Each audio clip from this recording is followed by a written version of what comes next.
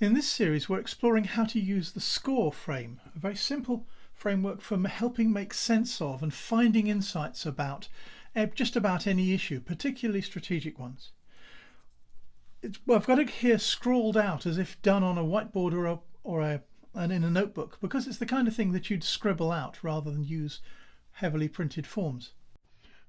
We've got the strengths, the capabilities that we're going to work with, the challenges, the things that we don't have or that we need to work on, the options, the opportunities and risks that we see in the outside world, and the responses that we either have or need to get from the outside world, the reactions, the ragings, the rewards, the really useful stuff, the information that we're going to need. And in the middle, bridging between all of these, between the inside world and the outside world, we have effectiveness, which is really our success criteria in the broadest sense of the term, how we keep track to our promise to the enterprise as a whole.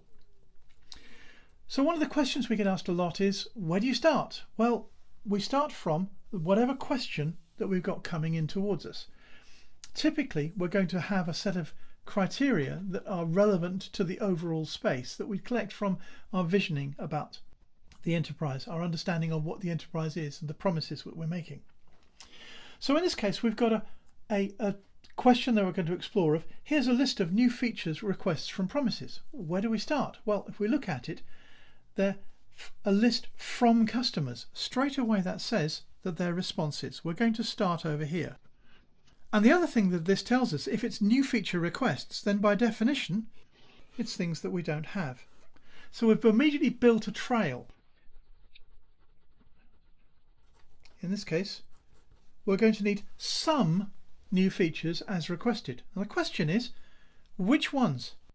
What are we going to do? What are our options, our opportunities? Which features? Well, there's two ways we can look at this one. One of them is that we would say we're going to look at what will build on our existing strengths. What do we already have? Because that will help us deal with issues around the integrity of the platform and maintainability. If a new feature matches those, then that's going to help a lot. We're also going to see which features is it going to be difficult to build.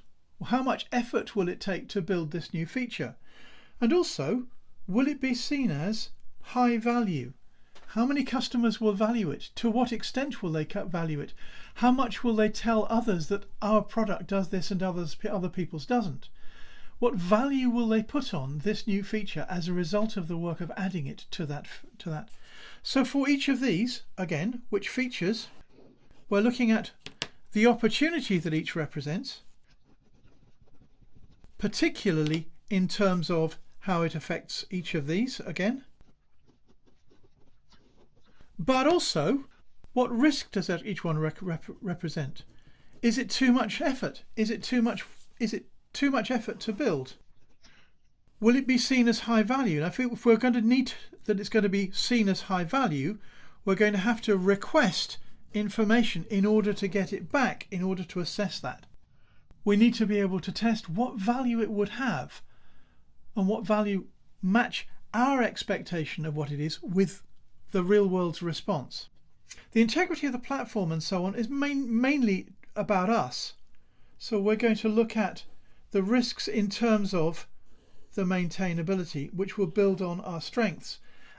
What we don't want is a new feature that's going to break something. If it's going to build the integrity of the platform, add a whole new area that we can then treat as a base for a whole load of other new features or new possibilities. And for each of these new features, we're going to look at what possibilities does this provide us. Each one of these is going to take us back over here again. So we can use this frame as a checklist to keep looking at what does each one of these imply? What can we build on? What return will be our return on effort?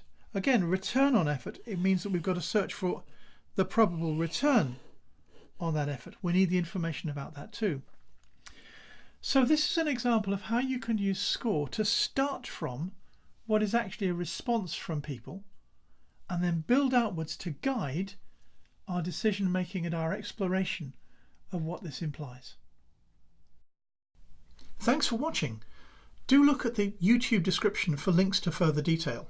And don't forget to subscribe for other videos and also to support us on Patreon to help us produce these videos and the tools themselves.